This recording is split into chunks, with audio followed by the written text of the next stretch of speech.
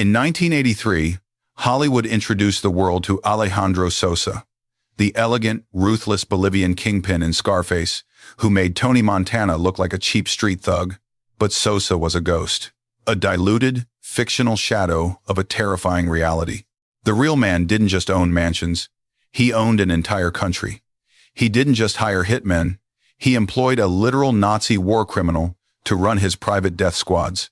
And while Pablo Escobar was still stealing cars in the slums of Medellin, this man, a refined aristocrat who read philosophy and collected rare orchids, was single-handedly industrializing the global cocaine trade. He once offered to write a $3 billion check in cold hard cash just to buy his country's freedom and his own amnesty. His name was Roberto Suarez Gomez, and this is the untold, blood-soaked story of the real king of cocaine. A man who built an empire so vast, it took the DEA, the CIA, and the betrayal of Pablo Escobar himself to finally bring it down. But the most chilling part? He almost got away with it. To understand the monster, you first have to understand the myth of his bloodline. Roberto Suarez Gomez was born on the 2nd of January 1932 in a sweltering jungle town called Santa Ana del Yacuma. This was deep in the Beni department of northeastern Bolivia. The Beni is flat, hot, and endless. It is a harsh frontier of cattle and jungle, a place so remote that the national government in La Paz felt like nothing more than a rumor. But in this forgotten corner of the earth, the Suarez name was royalty. Roberto's great-grandfather, Nicolas Suarez, had been a legendary rubber baron in the 1880s. He was one of the wealthiest men in all of South America during the Amazon rubber boom. Growing up, Roberto was surrounded by the fading echoes of that immense wealth. The family name opened every door, but it also carried a crushing weight. It came with debt, faded glory, and the suffocating expectation that Roberto had to rebuild an empire that was already turning to dust. He was groomed for greatness, not the gutter. He was shipped off to Europe for his education. He studied in Switzerland. He absorbed European culture, read classical philosophy, and learned to speak 4 languages fluently: Spanish, English, French, and German. When he returned to Bolivia in his 20s, he was polished, he was cultured, and he was completely, utterly unprepared for the financial ruin waiting for him.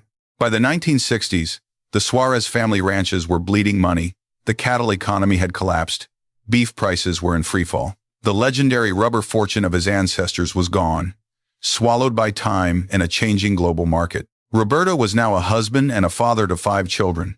He desperately tried to hold together an inheritance that was slipping through his fingers like dry earth. He looked at his failing ranches. He looked at the endless, unforgiving jungle. He looked at the local peasant farmers who had absolutely nothing to sell. He was a proud aristocrat staring down the barrel of total bankruptcy. And that desperate psychological breaking point is where the true evil took root. Roberto Suarez didn't wake up one day and decide to become a criminal. He genuinely believed he was a savior.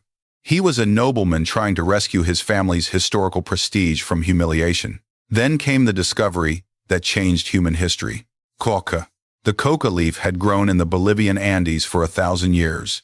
Indigenous natives chewed it to fight off altitude sickness. The Catholic Church had even blessed it. It was cheap, abundant, and completely legal. But by the late 1960s, underground chemistry students in neighboring Colombia had cracked a dark secret. They figured out how to refine raw coca paste into a highly concentrated white powder. A powder that wealthy Americans in Miami and New York would pay an absolute fortune for. Most criminals looked at this and saw a quick hustle. A way to smuggle a few bricks in a suitcase and make a quick buck. But Roberto Suarez was not a street thug. He was a businessman descended from a long line of empire builders.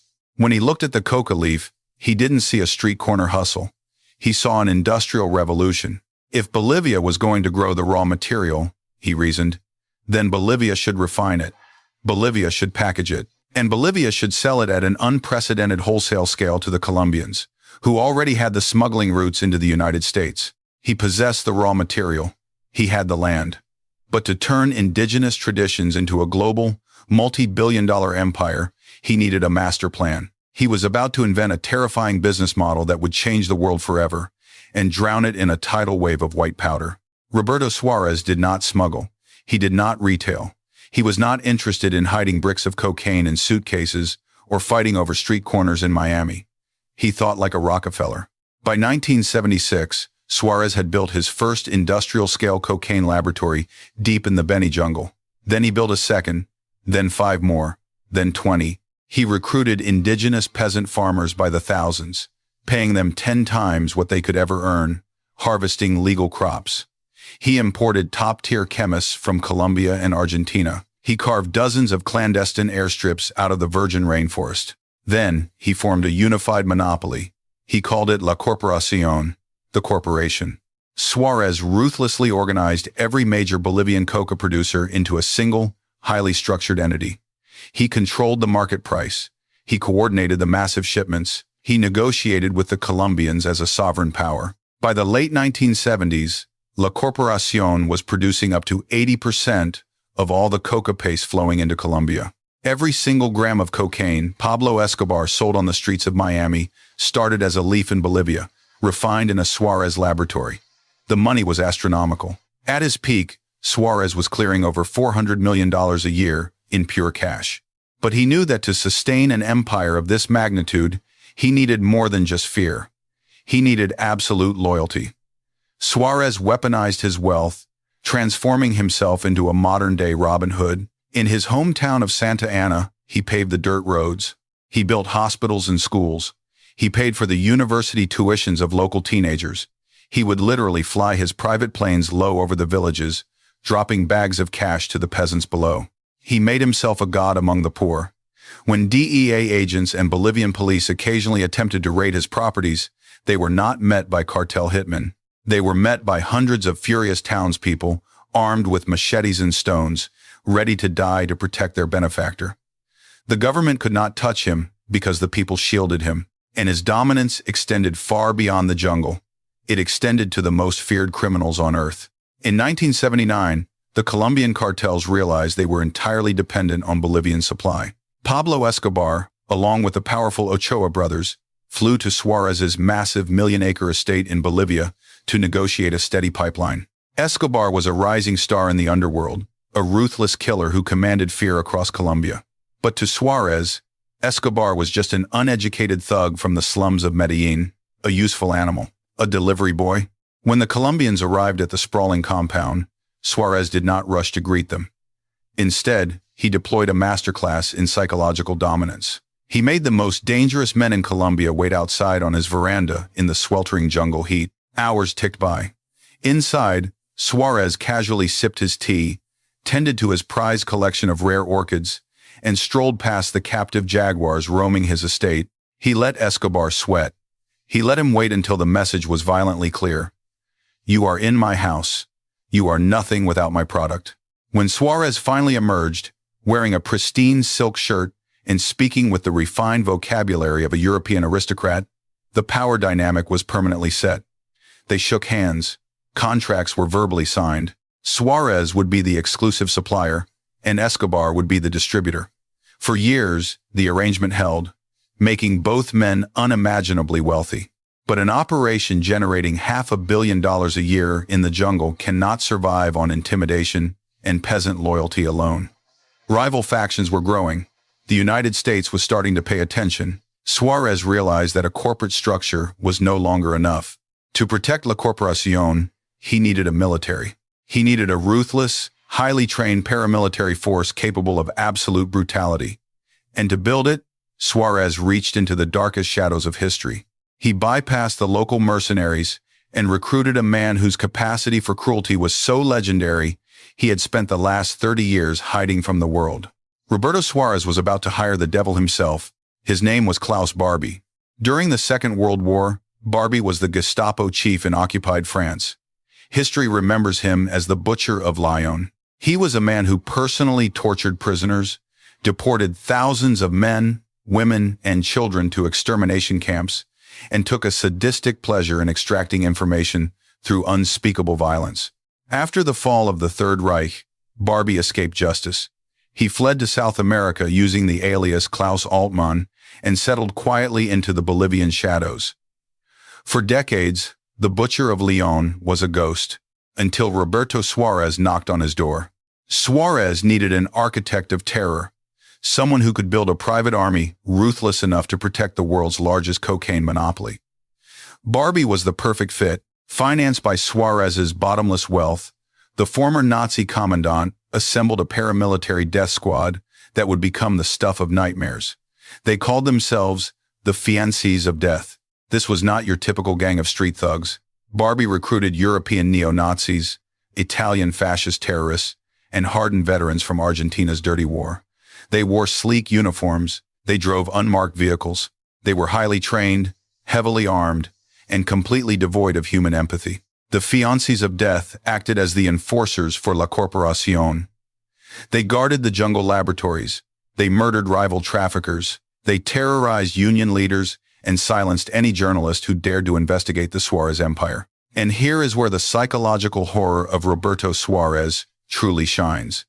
He saw absolutely no contradiction between his own refined image and the barbaric violence committed in his name. On any given evening, Suarez could be found hosting lavish dinners at his Santa Cruz mansion, sipping imported French wine, discussing European literature, and listening to classical music. Meanwhile, just a few miles away, his Nazi-led mercenaries were torturing peasant farmers and leaving their mutilated bodies in the dirt. Suarez kept his hands perfectly clean while his boots waded through rivers of blood. But eventually, even a private army wasn't enough to secure the future. Politicians were greedy.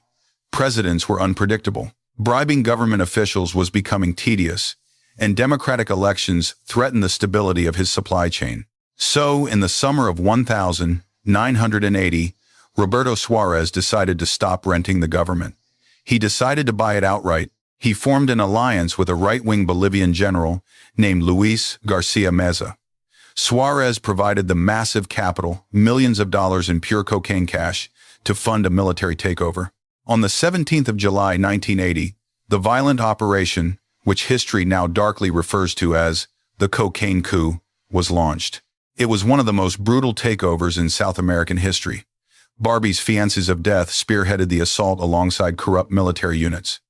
Democratically elected officials were arrested. Labor union leaders were tortured to death. Political dissidents were loaded onto military helicopters and thrown out alive over the Andes Mountains. When the dust settled, General Garcia Meza was the dictator of Bolivia. But the man pulling the strings was Roberto Suarez. For the next 13 months, Bolivia was not a republic.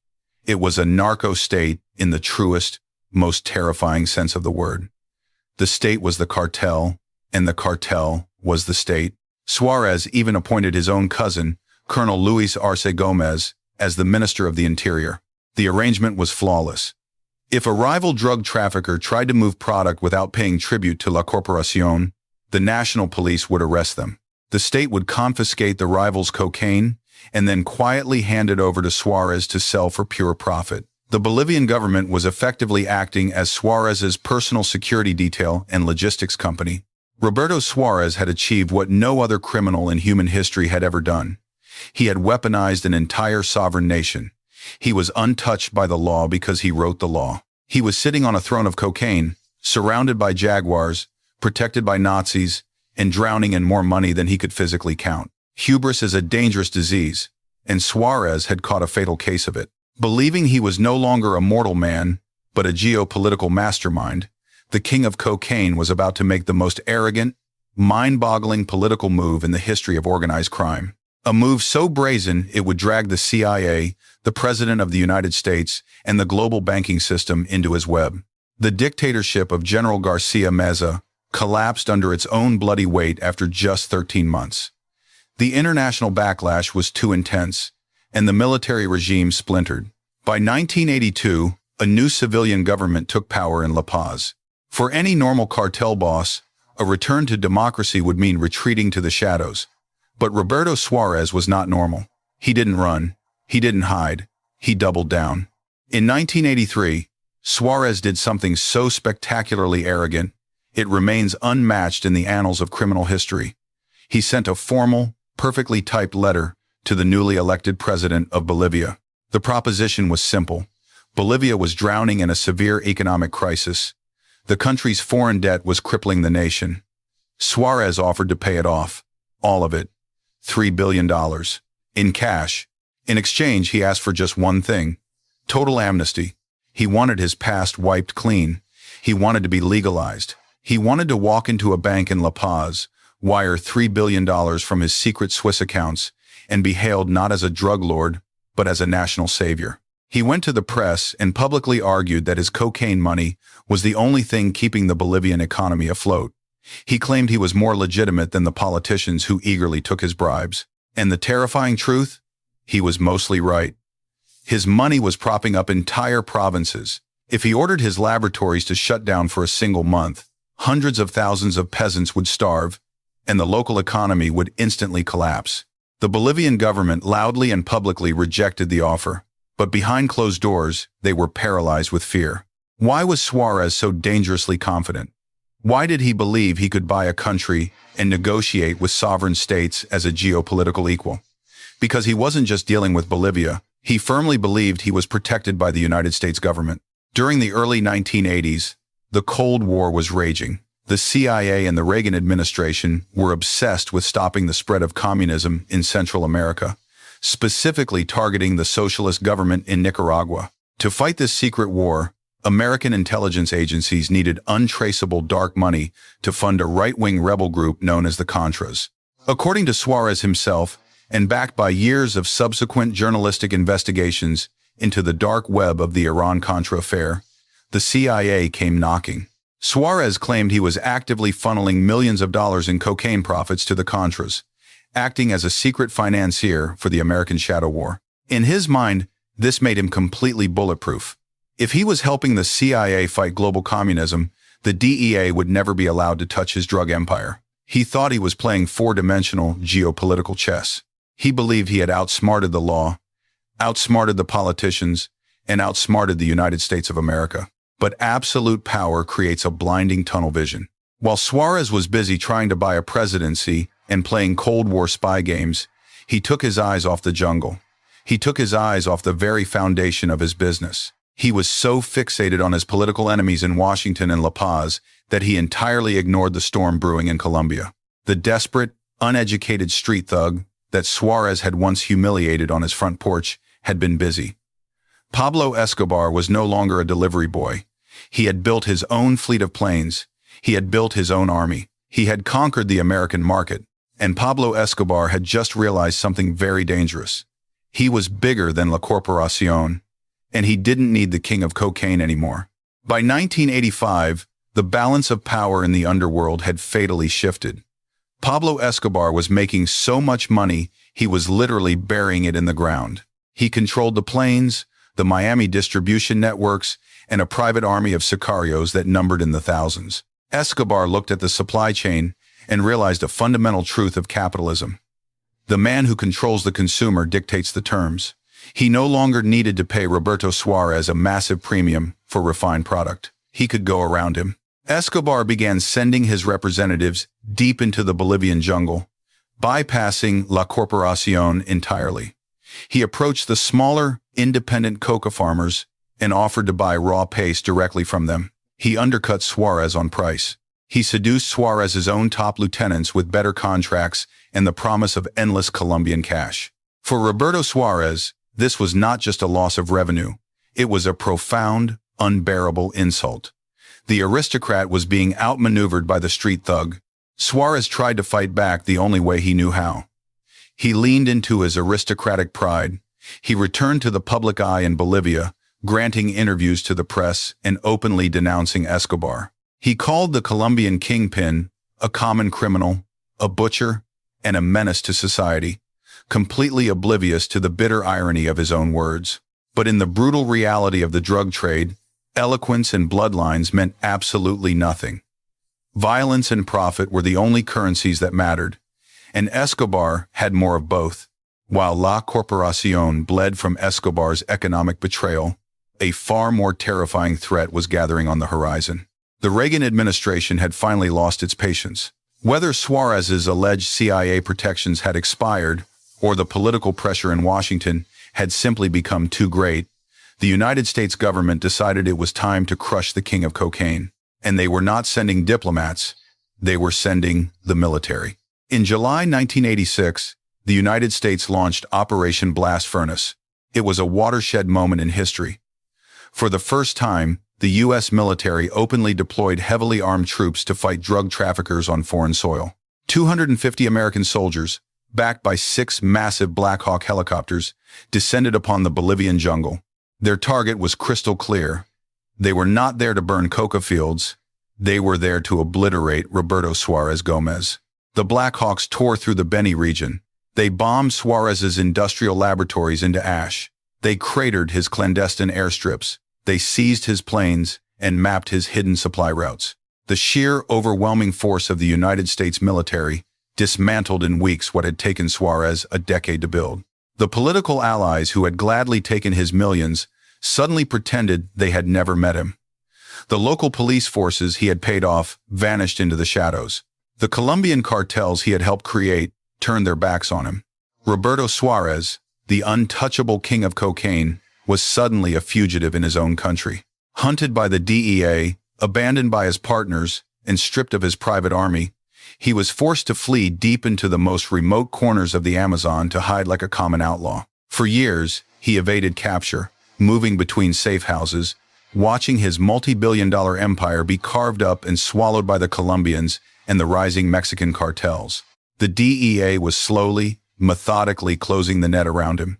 But capturing Roberto Suarez would turn out to be a mere formality, because losing his money, his power, and his freedom was not what ultimately defeated him. What finally broke the king of cocaine was not a pair of handcuffs. It was a single, devastating gunshot in 1990 that would shatter his soul, end his dynasty forever, and prove that no amount of money can stop the ghosts of your past from collecting their debt. On the 15th of July, 1988, the inevitable finally arrived. American DEA agents and Bolivian special forces descended upon a remote ranch. They expected a heavily armed standoff. They expected a bloodbath. Instead, they found a 62-year-old man in a silk robe, quietly drinking his morning coffee. Roberto Suarez Gomez did not reach for a weapon. He did not try to run. He simply walked to his veranda, lit a cigarette, and nodded at the soldiers surrounding him. At his trial, he refused to hide behind lawyers. He walked into the courtroom, openly confessed to producing tens of thousands of kilos of cocaine, admitted to funding a national political coup, and then looked the judge in the eye and stated he did not regret a single second of it. He was sentenced to 15 years and sent to San Pedro, a bizarre Bolivian prison where wealthy inmates could literally buy their own cells and run businesses. Suarez purchased the most luxurious suite in the compound. He decorated his cell with fine antique furniture. He held court with corrupt guards, granted interviews to European journalists, and spent his days reading classical philosophy. Even behind bars, his hubris remained intact. He maintained the absolute delusion that he was an untouchable king. But the universe has a brutally efficient way of balancing its scales. In 1990, the devastating news reached his luxury cell. His favorite son, Roberto Jr., the boy he had meticulously groomed to inherit his empire, had been cornered by Bolivian police. The ensuing shootout was merciless. His son was gunned down, dying violently in the dirt. That was the bullet that finally killed the king of cocaine. The American military couldn't break him. The betrayal of his political allies couldn't break him. But the horrifying realization that his grand, aristocratic ambition had directly caused the slaughter of his own bloodline completely shattered his mind. According to his family, the arrogant philosopher king vanished that day. He was replaced by a weeping, hollow shell of a man. Suarez was released from prison in 1996 under the quiet guise of failing health and good behavior. He walked out of San Pedro and returned to the sweltering jungle town of Santa Ana, the exact place where his story had begun. His empire was completely gone. His massive vertically integrated supply chains had been entirely swallowed by the Colombians, and later, the Mexican cartels. His wife had left him. His billions of dollars in liquid cash had seemingly vanished into frozen Swiss bank accounts or the pockets of the very politicians who had betrayed him. On the 20th of July 2000, Roberto Suarez Gomez suffered a massive heart attack and died. There was no grand state funeral, no national mourning. The man who once offered to buy a sovereign nation was buried in a modest, forgotten grave deep in the Amazon. But the nightmare he unleashed never died. Every major drug organization operating today uses the precise blueprint Roberto Suarez invented: the corporate cartel structure, the vertical integration of supply chains, the systematic weaponization of corrupt governments. Every single kilo moved by modern kingpins owes its business model to the Bolivian aristocrat who decided to industrialize a jungle leaf. He desperately wanted history to remember him as a patriot, a builder, a founding father of a modern economy. But history only remembers him as the architect of a global slaughterhouse. A man who thought he could outsmart the world, only to discover too late that the devil always collects his debt. The king of cocaine might be dead, but the blueprint he left behind is still running the criminal underworld today. From the Sinaloa cartel to the jungles of Colombia, the ghost of Roberto Suarez Gomez is still writing the rules of the game. But what do you think? Was Roberto Suarez a product of his desperate environment, trying to save his family's legacy? Or was he a monster who manipulated his way into becoming worse than Pablo Escobar himself? Drop your thoughts in the comments below. We read every single one. If you want to dive deeper into the dark, untold histories of the world's most terrifying crime syndicates, make sure you hit that subscribe button and turn on notifications. You won't want to miss our next documentary, where we expose the real mastermind who built the Miami drug war. Until next time, thanks for watching.